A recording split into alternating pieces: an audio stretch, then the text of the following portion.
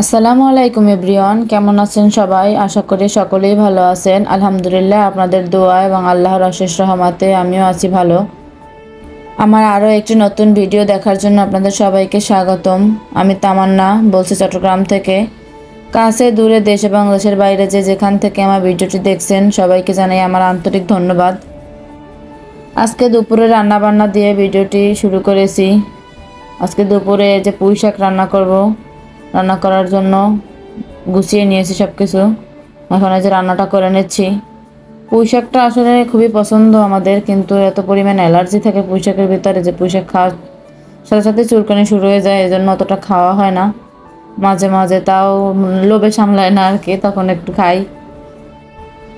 বেশ অনেকদিন পরই আজ পুঁই শাক রান্না করছি। অনেকদিন বললে ভুল হবে, মনে হয় বছর হয়ে গেছে মনে হয় পুঁই শাক খাওয়া হয় না।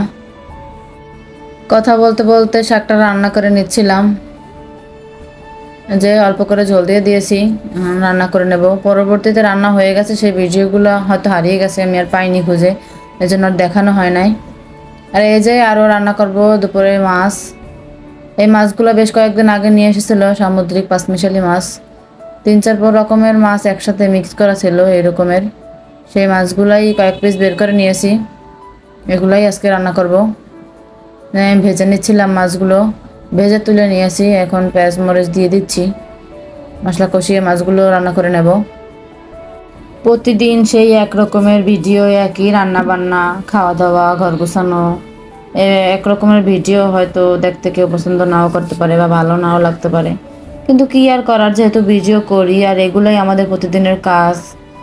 যেহেতু আমরা বাসায় থাকি, সংসার সামলাই, এগুলাই করি প্রতিদিন। সংসার সামলানো, রান্নাবান্না করা, বাচ্চা সামলানো, এগুলাই টুকটাক করে ভিডিও করে শেয়ার করার চেষ্টা করি। এর বাইরে তো আসলে কিছু দেখাতে পারবো না, যেহেতু এর বাইরে কোনো কাজ করি না।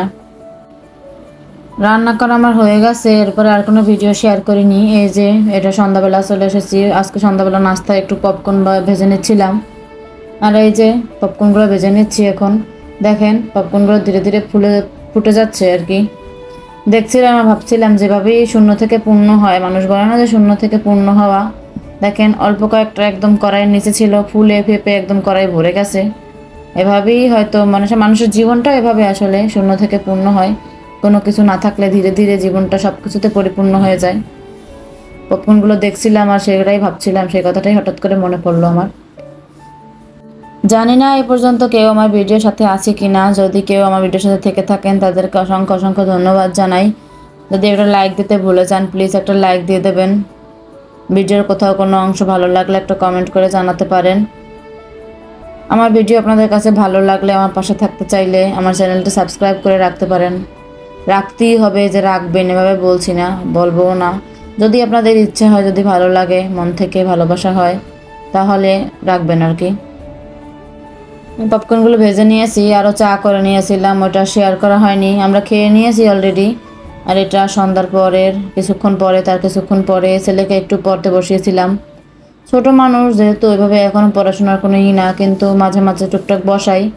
হয়তো এখন থেকে চেষ্টা করছি অভ্যাস করা। এটা এটা জিব্রা, হ্যাঁ এটা এলিফ্যান্ট, এটা ডিয়ার, এই তো এটা ভেরি গুড বয়। এই তো গুড বয় হয়ে গেছে আমার।